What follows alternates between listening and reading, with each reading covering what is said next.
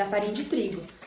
Eu prefiro o papel manteiga porque, além de dar facilidade no trabalho, quando o bolo ele começa a crescer e ele encontra aqui na lateral uma barreira de gordura e de farinha de trigo, ele tende a parar de crescer. Então ele vai crescendo, vai subindo, ele encontra essa barreira, ele para de crescer e começa a crescer só o meio. Então é muito comum, quando a gente unta a forma, encontrar aquele bolo com um buraco no meio. Um buraco não, um montinho mais alto no meio.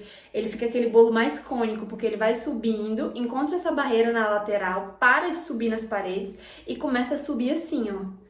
Ele vai subindo bem cônico e isso é o terror das confeiteiras. Porque, querendo ou não, o topinho você tem que tirar e isso gera um desperdício no bolo. Então, o ideal é que esse bolo siga subindo devagar e reto para que a gente tenha esse aproveitamento total. Quando você tem essa barreira de gordura, ele para de crescer quando encontra a barreira e faz essa coisa, essa montanha aqui no meio do bolo.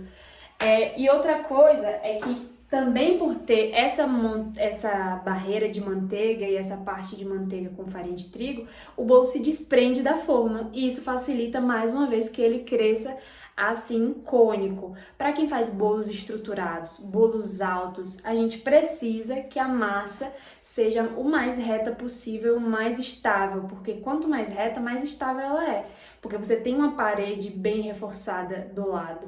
Se você usa uma fatia de bolo do topo, por exemplo, que tem esse topo cônico, quando você corta, ele não tem aquela barreira do lado, você só tem essa basezinha e um bolo assim.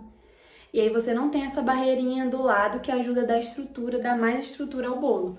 E aí o que acontece? Você tem um bolo que já é menos instável e corre muito mais risco de desmoronar se você não faz uma blindagem bem feita com a cobertura que você usa aí.